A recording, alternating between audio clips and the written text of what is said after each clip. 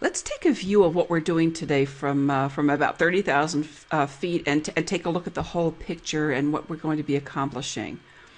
And let's see here. So, the first thing we're going to talk about is what's a webinar.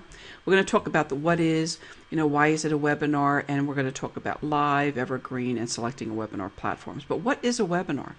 We're going to talk about different types of webinars because there are different things that you can do using webinar platforms. You can use them for training, you can use them for meetings, and you can use them for sales. A training webinar, and each one of these types of webinars is very, very separate and very, very different. And they each have their own kind of rules and characteristics, so that each of these has you have success using them different ways. A training webinar is a great thing for a broker or manager to use for in-house group coaching. That's an example of a training webinar.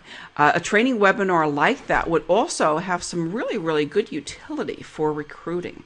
So a broker manager who is using webinars in his business to help agents learn things, where agents don't always have to come into the office, where they don't have to have a physical presence, and where he may be able to attract a lot more training, can be done very, very well and used very, very effectively for in-house group coaching.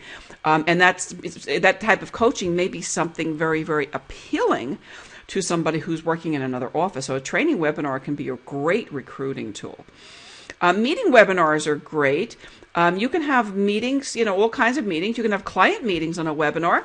You can use GoToWebinar or GoToMeeting to present offers. I can't tell you how many times that I was working with sellers and or buyers and people were all in different physical locations, sometimes around the world. But people, travel for business. You have people who are absentee owners. You have buyers who are in escrow, who are under contract, who may be out of town, and you have people who who it would be nice, to be able to sit down with them and show them something. Well, you can do that in a virtual way. You don't have to do it in person. You don't have to do it in the flesh. You can have a meeting with clients, and you can go over a contract. You can put the contract up on your screen, share that with people, and and go over the points and be very, very clear about that. I think that's a much better way than working with email and other ways. I think that's terrific. You can do presentations by webinar. Goodness, years ago I was doing using this to do listing presentations. And when you have out-of-state owners, that's a terrific way to do it. It's much more personal. You have an ability to interact, to talk to people, to hear what their concerns are, to be able to meet their objections and go on. And you can have a conference on a webinar.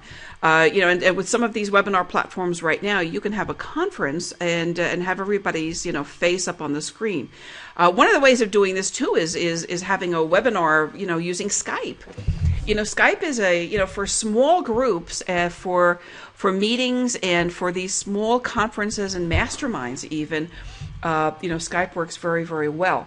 And Skype is for that type of meeting is very, very inexpensive.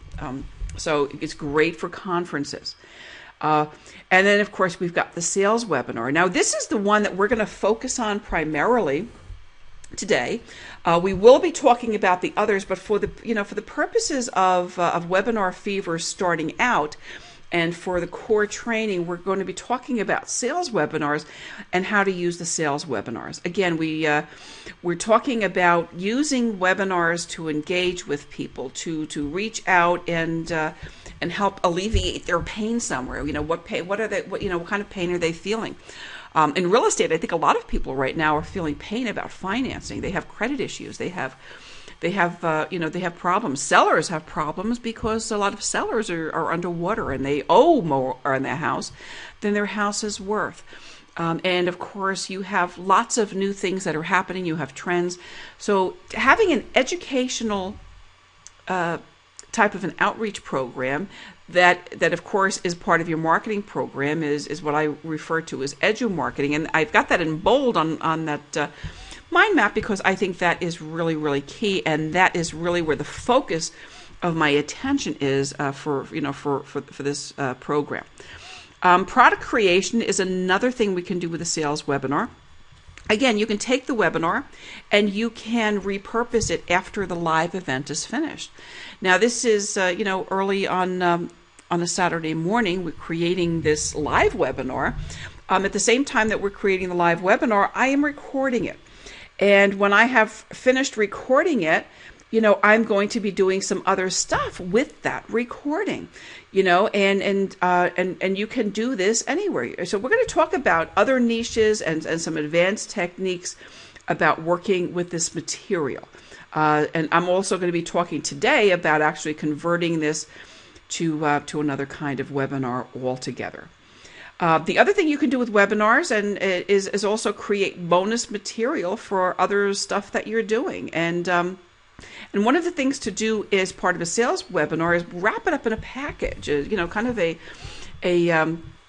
an offering of information in different modalities for people to read. It's a great bribe. It's called an ethical bribe in the internet marketing world. It's called an ethical bribe is when it's an incentive for people to register. And you may say, if you register for my webinar, I'll be happy to share a special report. What you want to be, to pay attention to when you create a special report or offer that is make sure that the subject in the special report is something that corresponds to the subject in the webinar that you are offering. You may want to take some information and create an e-course. And what's an e-course? Well, you know what? It's really simple. An e-course is a series of emails and perhaps a combination of blog posts if you like that cover a topic in very, very small bites. So you may want to create an e-course. Again, I keep coming back to HUD Homes because I'm just a HUD Homes I have a HUD Homes passion. But you may want to create an e-course on how to buy a HUD home. What is a HUD home? Who can buy HUD homes? What are the timelines? What do you need to have before you buy that? In a series of emails that may be actually linked to a blog post or a video, and then schedule those emails to go out on once a day over a week or so, or maybe every other day, and then call it an e-course. What it is it's a drip autoresponder system, and that's what we used to call it. We used to say we have a drip campaign, and an e-course is a really a nice euphemism for an email campaign that contains valuable information that people will use to help them understand how to do something better. How to maybe how to buy a HUD home, or how to stage their homes, or maybe how to sell their homes on their own. I think that the e-courses and campaigns around FSBOs is really exciting. And if you if you hang with me for a bit, you're going to see some really fun stuff happening around FSBOs, and I'm going to be taking all of this information and doing some really, really fun stuff with FSBOs in the near term here. I love FSBOs. I used to love them as a realtor when I was a realtor, and I still do. You can create a video series. So instead of just having an email that contains the information, you may have an email that has a link to a video that has a small webcast of you, or a small video of you just talking about something for 60 seconds or less or more, but under 2 minutes. But that kind of video series is very popular. You might also offer them a free consultation with you if they attend, and of course a consultation is something that gets you on the phone with them or in person with them, and helps you connect offline in a very, very meaningful way. We're going to be talking about why a webinar is important, and why a webinar is good is because a webinar is something that really, really is makes people think of attending. It's an event, so there's a different thought about that. than there is, when there isn't not an event attached to it. So people, make put something on their calendar. They make an event. They make a commitment to attend. And when people are making that kind of a commitment, they're giving it a lot of attention. We're going to be talking about live webinars. Okay, live webinars happen in real time. You've got, you have video and audio. You can see the screen. You can see a screen, and you can hear somebody speaking. When you see the screen, you can see the presentation, and sometimes you can also see the presenter. The audio it happens on the telephone or on the computer. If you're listening to this live, I've given you a choice with GoToWebinar of listening to this on the telephone using a telephone number that GoToWebinar provides, or by VoIP on the computer. As a webinar presenter, you should understand and you should know that when people have, an opportunity to do one or the other, that a telephone is the type of audio receiving instrument that really works best. And if you're going to start doing webinars and you haven't already, what you will find, I guarantee, over time is that you will have a lot of people who are listening to it on their computer who will say they're having great difficulty. A lot of the difficulty in listening on the computer is difficulty that is an absolute function of a person's computer and or connection. And I know that if I have hundreds of people on the line, I may have, let's say 600 people on a line. If I have 500 who can hear me fine, and there will be 100 who will always say, maybe not that many at a time, but usually there's a fairly good sized number and percentage of people who just can't hear it. And again, that becomes another reason for for people to start thinking about what we call an evergreen webinar. Okay, an evergreen webinar is not something in real time. It has the video. It can be somewhat interactive, but it's different. Okay, it is different because it's pre-recorded. It's automated. What I'm going to be doing with today's live webinar is taking the video or videos, because I'm going to have a lot of videos, and I'm going to be creating some evergreen webinars. And those are evergreen webinars that will contain video. They will also, my evergreen webinars will simulate a live webinar, and there will be a feeling by the people who are attending that, they'll have a sense that it's happening live. There are certain presentation skills attached to doing a live webinar, that can be used well as an evergreen webinar. And I'll give you an example. I promised you earlier that I would share with you, a mistake and a faux pas. Now, if I was really, really paying attention, I would probably not say this morning or this afternoon or this evening or make it, or refer to the time of day. I would not refer to the date or the season, because an evergreen webinar is something that is not, it's something that somebody can listen to anytime. If you're only going to show conduct your webinars in the morning, then it's okay to say this morning. I was on an evergreen webinar recently, and you know what? I thought I was going to a live webinar. It didn't matter. It was a wonderful internet marketer, and it was quite interesting because I signed up for a morning webinar and I was attending in the morning, and he said, "Yeah, tonight, this evening, this is what we've been talking about." And it was obvious to me that it was an evergreen webinar, but it was also obvious that he kind of missed it, because if he was planning an evergreen webinar when he did it live, then he probably would have avoided saying that. And if he hadn't said that, I probably would have been left wondering, was it live or wasn't it? Because evergreen webinars can be also very, very interactive, just like another webinar. You can have a poll. You can have a poll where people can vote, and you can show some results. We're going to talk about that a little bit. There are ways of doing that are cool ways of doing it, and others that are not. I mean, obviously, you don't want to create a poll and create an end result for a poll that is designed to meet your agenda, whether it's a sales agenda or any kind of agenda. Do I build polls into my evergreen webinars? Yes, occasionally I do, but I only do that with information that I have already received on, in other webinars and in other live events, where I get results that are consistently the same. I'll give you an example about that.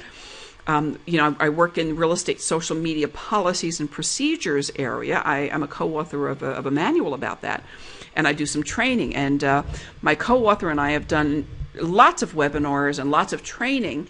And when we can ask a question and poll the audience, does your brokerage have a written social media policy and procedure manual? And it's never been higher than 10%. So, it wasn't higher than 10% 2 or 3 years ago, and it still isn't in live types of events. So would I be comfortable in having a poll like that in an evergreen webinar? Yes, in that kind of a case, I would. Again, it's not something that you want to manufacture. You want to use that judiciously. You want to be smart about it. You want to be honest. But I think that's a kind of a neat thing to do. Chat, you can have an interactive chat on an evergreen webinar, and we'll talk about that. I've actually monitored my chat, and I'll show you how, because I'm going to do a whole couple of pieces on evergreen webinar. I have actually had real-time exchanges with people who were sitting on evergreen webinars that I had, and then establish relationships with them. There's no voice, no voice on an evergreen webinar. You can't, jump in the middle of it. You can't, involve yourself in live, in real time, on an evergreen webinar, because it's video based. So, you should know that. Selecting a webinar platform. We'll talk about some different webinar platforms, because there are, different types of webinars. So for live webinars, what do we want to think about? What do we recommend? What do we talk about? I'll tell you what I think. And I'm going to add one here too. Hold on a second here. I'm going to add Skype. And I'm going to add one more here. I'm going to add Yugma. Okay. One of the things I like about the mind maps is that in the middle of a presentation, if something occurs to you, you can just make a change on the fly. You can't do that with a PowerPoint presentation very, very easily without going back, and that's a little bit more of a commotion. That's one of the reasons I like my mind mapping. So let's talk about live webinars here for a second, and what I recommend and what I think you should take a look at. I think GoToWebinar is really good right now. They certainly had their challenges for some years with technology. It was very, very spotty. It was really not very, very reliable for a long time. I was very disenchanted with them, but they really have come a long way. One of the nice things that they have going for them right now is it's called HD Faces, where you can actually have the picture of the presenter, not just a picture, but a live view with your webcam while you're presenting. I could have done that with this series here right now. The reason I didn't was because it just came out of beta. I've seen a couple of people use that in their webinars. They did not do it very successfully. The only real successful applications I've seen so far have been, in GoToWebinar training tutorials, and so I didn't want to take that chance. I will be doing it very shortly. As soon as the first round of these webinars is finished, I'm going to move my platform over to that. What happens is, once you go from the platform as it exists now and you change to that, you can't go back. So because this is what I know and this is what I've done and I've got it down, I just didn't want to risk that. But GoToWebinar is great. They have lots of really, really good functionality. They've got all their bases covered, and I think that's a good one. WebEx does a terrific job. WebEx really is the gold standard of webinar technology. WebEx is great, but it's more expensive for the most part. So you pay a lot more. And it's great. I've presented on WebEx many times, and it's a good program. If you want to check that out, that's great. If you're going to be doing lots of webinars, definitely check it out. And talk to the reps who are answering the phone and cut a deal. There's a lot of negotiating that happens in webinars. Instant teleseminar I like.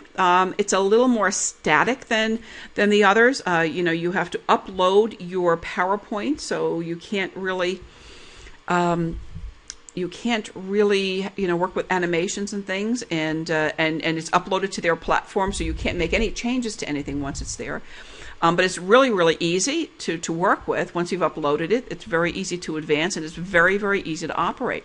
I'm going to do a separate video here on a couple of the workarounds, but I think that's a very, very good service. A couple of good things that I like about it a lot are the facts that it creates a really great landing page, and it creates a recording of your webinar that's available immediately afterward, and that's pretty neat. So instant teleseminar, and the other thing is that it's a teleseminar service as well.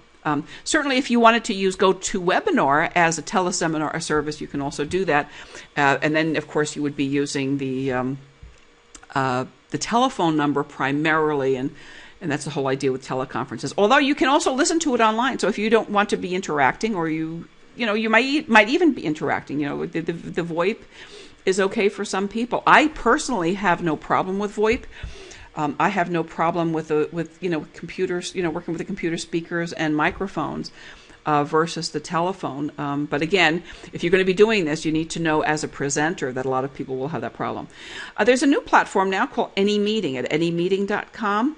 That's a free live webinar platform, and they do recording. I looked at it. I haven't used it yet. I've seen some people using it. It seems to have lots of really good features, lots of good functions, and I think it's definitely worth looking at. They have a paid version. The free version is supported by advertising, and if that's if you think that's all right, that's fine. I personally, I don't think that coming up with a webinar that has advertising for all kinds of products around it is really, really a good idea for a professional. I think it looks a little cheesy, to be honest with you, but people are using it, they're happy with it, and the paid version looks pretty neat. There's another company called Stealth. They started with evergreen webinars, and I haven't used this one yet. I don't think that they're as fully featured as some of the others, but I hear wonderful things about their customer service, and that's the reason I'm mentioning that here. I've heard people talk about it. People like Frank Kern, who is Mr. Big in the internet marketing community. Frank Kern is probably the single most brilliant internet marketer on planet Earth. And in a book I recently read about webinars by Lewis Howes, he talks about Stealth, and he's been using Stealth. So I think it's worth mentioning. I haven't used it myself, but I think you can take a look at that. Skype, again, for small groups. You definitely look at it. Skype is great. It does get squirrely. So, if you schedule a mastermind or you schedule some kind of a meeting webinar and it just doesn't work on Skype, everybody pretty much, goes with the flow because everybody has that experience. So, it's very, very forgiving. It's usually not your fault. It's usually something to do with the connection, and people know that. For that reason, you don't want to do anything too critical on Skype where you don't have a backup plan. There's a platform called Yugma that also is a live webinar platform. Yugma, I used to use that quite a bit. They also had a paid platform. They had paid and a fee platform. Quite interesting. You might want to go and check that out. Yugma also has a plugin for Skype, so you can use Yugma in conjunction with Skype to conduct your webinars. And I used to do quite a bit with them and like them a lot. There are some that have just come off the market and either been bought out by somebody or just not worth talking about. There are, the other thing about live webinars is there are a lot of companies that offer webinars right now as part of multi-level marketing programs, and most of those, to be honest with you, that I've looked at, I don't like. I don't like the features that are that are attached to them. Some of them may be very, very easy, but they're really not as robust as the stuff that I look at. So when they're part of a multi-level marketing plan, I tend to stay away from them. The features that you want to look at, or what kind of presentations can you give on that? If you want to be able to use lots of different types of presentations, you're going to go with something like GoToWebinar. If you want to go on the live web, you're not going to use somebody like Instant Teleseminar, for instance, or some others. So take a look and see how featured they are. What do you want to do? What kind of presentations do you want to give? And take a look at that. If you want to go live on the web, it's going to just leave certain people out. So take a look and see what the features are, and what you want to do. Take a look and see what their registration procedures are like. Some of them will build a list for you and give you a list of registrants and give you a list of people who attended, tell you how long they attended, and then collect other information. GoToWebinar will do that. It will collect the information from the survey that you put out. It will also collect any engagement that happens when people are online. So when you pull up an Excel spreadsheet after you have completed a webinar, you will get the person's name, you'll get their email address, you will get the results of the survey that they filled in, you will get any text transcripts of chat that they've had, and also if they have responded to polls that you've created, you will get that as well. I like to be able to work with integrated cross-channel features in my webinar. I'm just tired. I have grown weary of working with a million channels. Working with multiple channels, multiple communication channels is not the same as cross-channel marketing. Working with multiple channels means you have more stuff to do. It means you have more technology to keep track of. In many cases, more technology to pay for. And if the technology doesn't talk to each other, it's a pain in the neck. So I have really, 2011 and 2012 have been a time that I've come together and really, married my technology so that I'm working with fewer platforms, but the technology talks to each other. In terms of the webinar, it's one of the reasons I'm working with two autoresponder systems, Aweber and Instant Customer. It's because I can take my Aweber account, and I've been collecting registrations, from GoToWebinar, and I can do it in one process instead of two. I can make my Aweber account and my Instant Customer account talk to each other. So if I'm getting a new customer registration on Aweber, I can send that to a campaign in Instant Customer, where I have the ability to work with SMS text messaging, and I can create the QR code, and I can work with voicemail marketing, and I can have a built-in evergreen system, and I can have a contest platform where I can give away a free gift or whatever. So having integrated cross-channel features to me is very, very important. If that's not important to you, then almost anything works. But the choices that I've made in my technology, the technology that I'm talking about on blogmotherfran.com, everything that I talk about really has an eye to marrying technology and to making technology work and talk to each other, one channel to the next, to make it easier to build your business, to collect registrations, to build a list, to communicate with the people on your list, really to connect with them, build their trust, build your credibility, build your expert authority. And at the end of the day, have them, engage with you in a transactional relationship, buy something from you. Sell something through you, hire you as a consultant. If you're a vendor and you sell something else, people will be buying. So it's a matter of establishing a relationship and enough trust that those are people who want to do business with you. And I think that's accomplished much more easily with a cross-channel system. And then, of course, finally, and last but not least, are evergreen webinars. And I've got two different evergreen webinar systems. I had evergreen business systems first. It's a really neat system. I'm going to explain them both to you.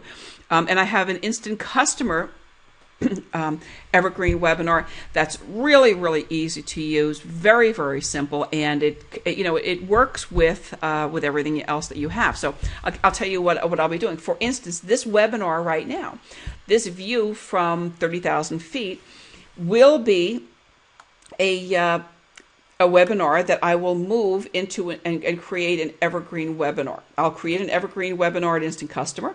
I'll also create an evergreen webinar at my EBS system here. And I will do that within another video. So after I have created this video, first thing I'm going to do is I'm going to move it over into the platform that we have for you over on Kajabi, on my membership site on blogmotherfran.com. Then I'm going to take that same video, I'm going to create an evergreen webinar, I'm going to create a landing page, I'm going to create a campaign around it, and I'm going to do that in a way that you can look over my shoulder and you can see exactly how I do that every step of the way.